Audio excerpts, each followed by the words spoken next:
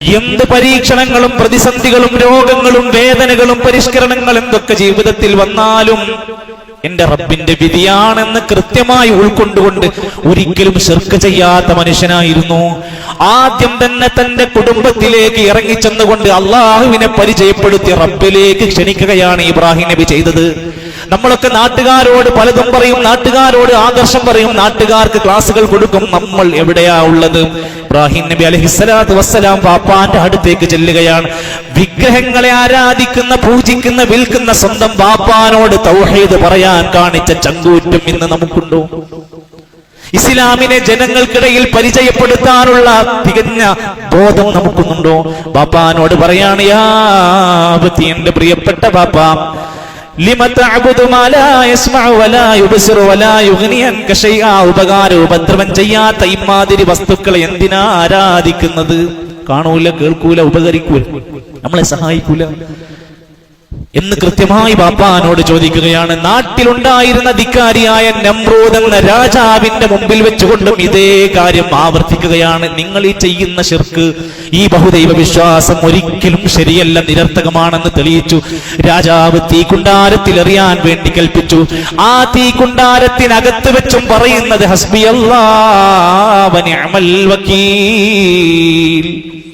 നമുക്ക് നമ്മുടെ ശരീരത്തിൽ എന്തെങ്കിലും ഒരു പൊള്ളലേറ്റിട്ടുണ്ടോ? ഇസ്ലാമായതിന്റെ പേരിൽ, മുസ്ലിമായതിന്റെ പേരിൽ നമുക്ക് എന്തെങ്കിലും ഒരു വേദന തന്നിട്ടുണ്ടോ? തീ കുണ്ടാരത്തിലേക്ക് എറിയപ്പെട്ടപ്പോൾ എനിക്ക് എന്റെ അല്ല മതി, എനിക്ക് സംരക്ഷണമേകാൻ അവൻ മതി എന്ന് പ്രഖ്യാപിച്ചു. നാട്ടുകാരോടെല്ലാവരോടും കൃത്യമായി അവരുടെ ആഘോഷവേളകളിൽ വരെ അവരെ പഠിപ്പിക്കാൻ ആ നേതാവ് ശ്രമിച്ചു.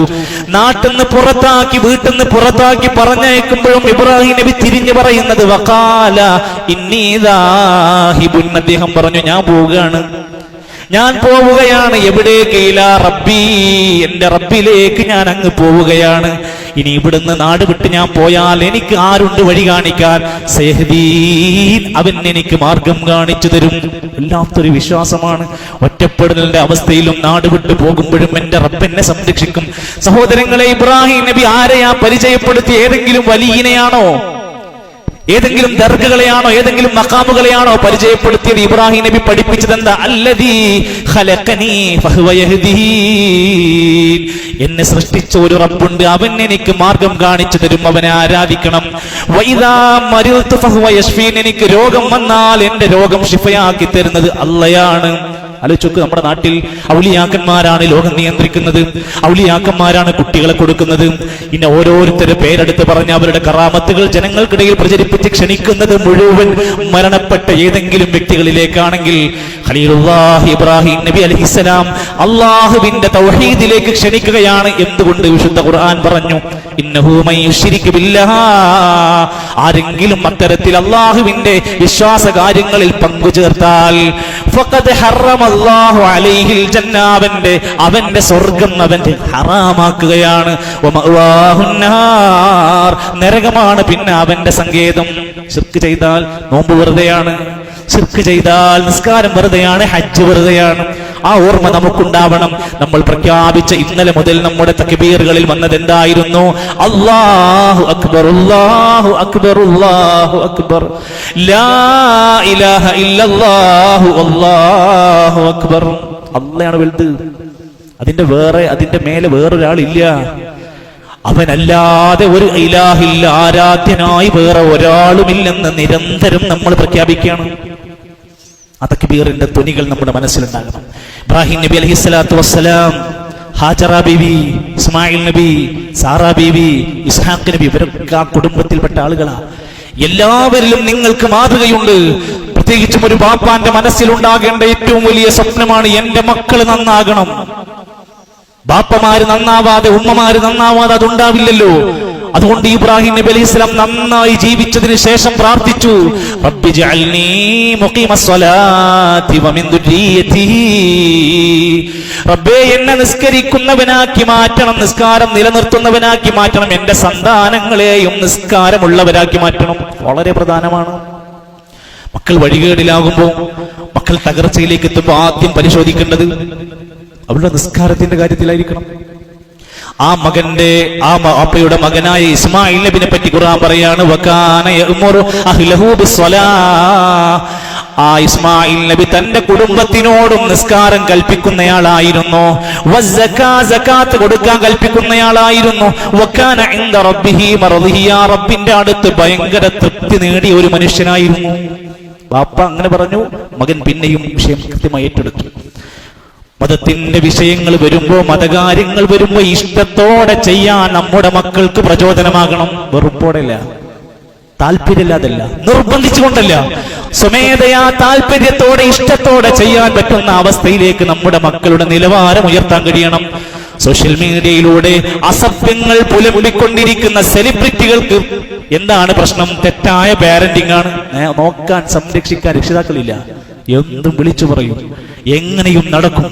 ഫാൻസുകൾ കൊണ്ട് നടക്കുകയാണ്.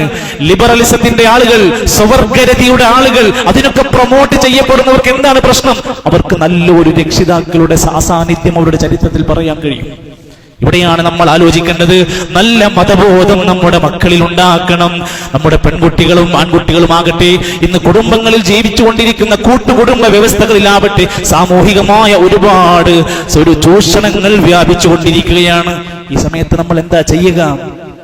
നമ്മളെ സംബന്ധിച്ചിടത്തോളം ഏറെ പ്രാധാന്യത്തോടെ ഖൈർ ഉമ്മത്തായ നമ്മൾ കുടുംബത്തിന്റെ വ്യവസ്ഥകളെ ഇസ്ലാമിക ചിട്ടയിലേക്ക് കൊണ്ടുവരാനാണ് നമുക്ക് പഠിപ്പിച്ചു തരുന്നത്. ഖലീലുല്ലാഹി ഇബ്രാഹിം നബി അലൈഹിസ്സലാത്തു വസ്സലാമിന്റെ ധീരമായ ഇടപെടലിന് എന്താണ് കാരണം? നല്ല ഇൽമുണ്ടായിരുന്നു. ആരോടും പോയി പറയാൻ പറ്റാവുന്ന ഇൽമ് നേടുകയായിരുന്നു ഇബ്രാഹിം നബി. ബാപ്പാനോട് പോയി പറഞ്ഞു, യാ അബതി, എന്റെ പ്രിയപ്പെട്ട ബാപ്പ, ഇന്നി ഖദ് ജാഅനി മിനൽ ഇൽമി, എനിക്ക് ഒരുപാട് ഇൽമ് കിട്ടിയിട്ടുണ്ട്. മാലം യഅതിക, നിങ്ങൾക്കില്ലാത്ത. നിങ്ങൾക്ക് എക്സ്പീരിയൻസ് ഉണ്ടാകും, എന്നെക്കാൾ വയസ്സുണ്ടാകും, പക്ഷെ നിങ്ങൾക്കില്ലാത്ത ഇൽമ് എനിക്കുണ്ട്. ഫത്തബിഇനി, നിങ്ങൾ എന്റെ മാർഗം പിൻപറ്റണേ. നമുക്ക് ഇൽമ് വേണം, അപ്പോഴേ സംസാരിക്കാൻ ധൈര്യം കിട്ടൂ. വിശുദ്ധ ഖുർആൻ പഠിക്കാൻ QHL സംവിധാനങ്ങൾ ശനിയാഴ്ച നടന്നുകൊണ്ടിരിക്കുകയാണ്. നമ്മൾ എത്ര പേര് അതിനെ കുറിച്ച് ഓർമ്മിക്കാറുണ്ട്? മക്കൾക്ക് ദീൻ കൊടുക്കാൻ CRE സംവിധാനങ്ങൾ ഞായറാഴ്ചകൾ പ്രഖ്യാപിച്ചിട്ടുണ്ട്. നമ്മൾ എത്ര രക്ഷിതാക്കളാണ് അതിന് ഉണർന്ന് പ്രവർത്തിക്കാറുള്ളത്? സ്ത്രീകൾക്ക് വേണ്ടി കുടുംബ ക്ലാസുകളും വിജ്ഞാന സദസ്സുകളും നടന്നുകൊണ്ടിരിക്കുന്നു. ചെറിയ മക്കൾക്ക് ബഹ്ജ എന്ന പേരിൽ KG മുതലുള്ള ദീനിയായ ഇൽമു കൊടുത്തുകൊണ്ടിരിക്കുന്നു. മദ്രസാ സംവിധാനങ്ങൾ ഇവിടെ പ്രവർത്തിച്ചുകൊണ്ടിരിക്കുന്നു. എന്തിനു വേണ്ടിയാ? ഇൽമു കൊടുക്കണം. ഇൽമാണ് ഒരു മനുഷ്യനെ ഉയർത്തുന്നത്. നമ്മുടെ തക്ബീറുകൾ ആ നിലക്ക് മാറ്റാൻ നമുക്ക് ചിന്തിക്കാൻ കഴിയണം. അല്ലാഹു അക്ബർ വലില്ലാഹിൽ ഹംദ്. അല്ലാഹു വലിയവനാണ്, എല്ലാ സ്തുതികളും അവനുള്ളതാണ്. അത് പ്രഖ്യാപിക്കുന്നതാണ് പെരുന്നാളുകൾ. അതുകൊണ്ട് ബലിപെരുന്നാളിന്റെ ഈ സന്ദർഭത്തിൽ ഏറ്റവും വേഗത്തിൽ ചുരുക്കി നമ്മൾ അറിയുക, ഇത് സന്തോഷിക്കേണ്ട ദിവസങ്ങളാണ്. ഇസ്ലാം പറഞ്ഞ രൂപത്തിൽ ഇസ്ലാമിന്റെ മതവിധികൾക്കുള്ളിലെ ആനന്ദങ്ങളും ആസ്വാദനങ്ങളും ഉണ്ട്. അതിന് ഹറാം ആവശ്യമില്ല, മദ്യം ആവശ്യമില്ല, പടക്കം ആവശ്യമില്ല, കഞ്ചാവ് ആവശ്യമില്ല, തോന്നിവാസങ്ങൾ ആവശ്യമില്ല, മ്യൂസിക് ബാൻഡുകൾ ആവശ്യമില്ല. ഇസ്ലാം പറഞ്ഞ സുഖം പരത്താൻ, ഇസ്ലാം പറഞ്ഞ ആനന്ദം പരത്താൻ ഒട്ടനേകം സുന്നത്തുകൾ നമുക്ക് പഠിപ്പിച്ചു തന്നു. സുന്നത്തുകളോട് നീരസം കാണിക്കുന്നവർ പെരുന്നാളിന് മാത്രമല്ല, നിത്യജീവിതത്തിൽ, വേഷത്തിൽ, സ്വഭാവത്തിൽ, ഭക്ഷണത്തിൽ, കച്ചവടത്തിൽ, എല്ലായിടത്തും സുന്നത്തുള്ളവരായ ലഭിക്കുന്ന ഒരു സുഖമുണ്ട്. ആ സുഖത്തിലേക്ക് നമ്മൾ എത്താൻ കഴിയണം. നമ്മൾ ഇന്ന് സന്തോഷിക്കുന്നവരാകണം, മറ്റുള്ളവർക്ക് ഇന്ന് സന്തോഷം കൊടുക്കുന്നവരാകണം. ലഹരിക്ക് അടിമപ്പെട്ടവർക്ക് ഒരു പെരുന്നാളിനും സന്തോഷിക്കാൻ കഴിയില്ല. നീറുന്ന വേദനകൾ അവർക്ക് പറയാനുണ്ടാകും. അതുപോലെ തന്നെ വയലൻസിന്റെ, അക്രമത്തിന്റെ വഴി തുടരുന്നവർക്ക് ഒരു സന്തോഷത്തിനും വഴിയില്ല. മാതാപിതാക്കളെ ധിക്കരിച്ച്, കാലിൻ ചുവട്ടിലിട്ട് തട്ടിക്കളിച്ച്, അവർക്കെതിരെ ശാഠ്യം പിടിച്ച്, അവരോട് കയർത്ത് സംസാരിച്ചവർക്കൊരിക്കലും ജീവിതത്തിൽ കണ്ണീരണിയാനല്ലാതെ ആനന്ദിക്കാൻ അവർക്ക് കഴിയില്ല. സഹോദരങ്ങളെ, പിണങ്ങി നിൽക്കുന്ന സകല മനുഷ്യരോടും നിങ്ങൾ എന്തു ന്യായം പറഞ്ഞാലും സന്തോഷിക്കണോ? എന്ന് പെരുന്നാൾ നിങ്ങളുടെ പിണക്കങ്ങൾ വിടണം. പിണങ്ങി നിൽക്കുന്നവനെ സന്തോഷിക്കാൻ കഴിയില്ല. സലാം അങ്ങോട്ട് പറഞ്ഞ ആദ്യം, ഇന്ന് നല്ലൊരു ദിവസം, ഇന്ന് പിണക്കം മാറ്റാൻ പറ്റും, നീ എന്തേ വന്നത്? ഇന്ന് പെരുന്നാളാണ്. കെട്ടിപ്പിടിച്ച് കരഞ്ഞുകൊണ്ട് ആദ്യത്തെ സലാം പറയുന്നവനായി നമ്മൾ മാറണം. കുടുംബത്തിൽ, നാട്ടിൽ, സുഹൃത്തുക്കളിൽ എവിടെയാണോ ആ പിണക്കങ്ങളെങ്കിൽ നിങ്ങൾ മാപ്പ് കൊടുക്കൂ, വിശാലത കാണിക്കൂ, വിട്ടുവീഴ്ച ചെയ്യൂ. സന്തോഷം ഉണ്ടാകാനാ വെറുപ്പും പകയും കൊണ്ട് നടക്കുമ്പോൾ കഴിയില്ല. ഇസ്ലാം എത്ര കൃത്യമായി കുടുംബങ്ങളെ സന്ദർശിക്കാൻ പറഞ്ഞു. കുടുംബങ്ങളെ കാണാത്തവരെ ഒന്ന് കാണുമ്പോൾ ഉണ്ടാകുന്ന ഒരു ആനന്ദം കണ്ടെത്താൻ പറഞ്ഞു. യതീമായ മിസ്കീനായ വിധവകളായ ആളുകളെ സഹായിക്കാൻ പറഞ്ഞു. അതൊരു സന്തോഷമാണ്. കൽ മുജാഹിദി ഫീ സബീലില്ലാഹ്, അല്ലാഹുവിന്റെ മാർഗ്ഗത്തിലെ യോദ്ധാവിനെ പോലെയാണ്. ഏറ്റവും നല്ല വ്യക്തിയാരാണ്? നീ കാരണം മറ്റുള്ളവർക്ക് സന്തോഷം നൽകുന്നവനാണ്. ഖൈറുന്നാസ്, മനുഷ്യരുടെ കൂട്ടത്തിലെ ഏറ്റവും നല്ലവനാരാണ്? അൻഫഉഹും ലിന്നാസ്, ജനങ്ങൾക്ക് ഉപകാരം ചെയ്യുന്നവനാണ്. നമ്മൾ എല്ലാ ഖൈറുകളിലും നമ്മൾ ഉണ്ടാകണം. വിദ്യാലയങ്ങൾ തുറന്ന് പ്രവർത്തനം ആരംഭിച്ചു. എല്ലാ ഉയർന്ന തലത്തിലുള്ള അവർക്ക് നല്ല കഴിവുള്ള കുട്ടികൾ വളർന്നു വരണം. അതോടൊപ്പം ദീനില്ലാത്ത മക്കൾ ഉണ്ടാകാൻ പാടില്ല. നമസ്കാരം അറിയാത്ത, പ്രാർത്ഥനകൾ അറിയാത്ത, ജനാസ നമസ്കാരം അറിയാത്ത മക്കൾ വളർന്നു വരാൻ പാടില്ല. മതവിദ്യാഭ്യാസത്തിന് നല്ല പ്രാധാന്യം കൊടുക്കണം. രക്ഷിതാക്കൾ കൃത്യമായി കൊണ്ട് നമ്മുടെ മക്കളുടെ കാര്യത്തിൽ നല്ല ഒരു ശ്രദ്ധയുള്ളവരായി മാറേണ്ടതുണ്ട്.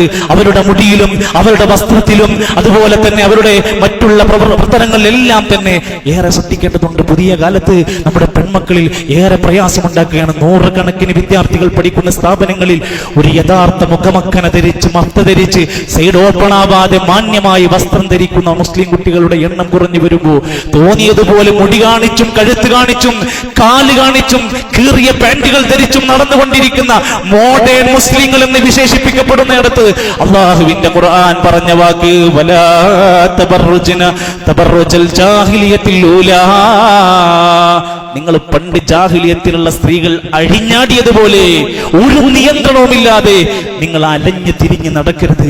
നിങ്ങളുടെ മുഖമക്കനകൾ നിങ്ങൾ താഴോട്ട് മാറിലേക്ക് താഴ്ത്തിയിടണം. നിങ്ങൾ മറക്കേണ്ടതൊക്കെ മറക്കണം. അവരുടെ മുഖമക്കനകൾ അവർ മാറിലേക്ക് താഴ്ത്തിയിടുന്നവരായി മാറണം. അതോടൊപ്പം തന്നെ അവർ ആണിനോട് സാദൃശ്യമുള്ള വസ്ത്രങ്ങൾ ധരിച്ച് നടക്കാൻ പാടില്ല. ഒട്ടിപ്പിടിച്ച വസ്ത്രങ്ങൾ ഉണ്ടാവരുത്. നേരിയ വസ്ത്രങ്ങൾ ധരിക്കരുത്. എത്ര പെൺകുട്ടികളാണ് പീഡനത്തിന് ഇരയാകുന്നത്. പ്രിയപ്പെട്ടവരെ, നമ്മുടെ കുടുംബത്തിൽ അത് ആവർത്തിക്കാതിരിക്കാൻ സുരക്ഷിതമായ വേഷം ധരിക്കുന്നവരായി മാറട്ടെ. നമ്മുടെ ആൺമക്കളുടെ മുടി ഏതെങ്കിലും ഒരു വ്ളോഗറുടെ മുടിയായി മാറരുത്. സിനിമക്കാരന്റെ മുടിയായി മാറരുത്. കളിക്കാരന്റെ മുടിയായി മാറരുത്. ജൂത നസറാനികളുടെ മുടിയായി മാറരുത്. നിബിതങ്ങൾ വിരോധിച്ച ഹെയർ സ്റ്റൈലുകൾ ഇന്നും അഭിമാനത്തോടെ രക്ഷിതാക്കൾ കൊണ്ടു നടക്കുന്നുണ്ടെങ്കിൽ അല്ലാഹുവിന്റെ റസൂൽ സല്ലല്ലാഹു അലൈഹി വസല്ലം പഠിപ്പിച്ച ആ മാന്യമായ ഇസ്ലാമിക സംസ്കാരത്തിലേക്ക് നമ്മൾ അവരെ കൊണ്ടുവരേണ്ടതുണ്ട്. സഹോദരിമാരെ, ഭാര്യമാരെ, നമ്മുടെ അഭിമാനം നമ്മുടെ ഭർത്താവാണ്.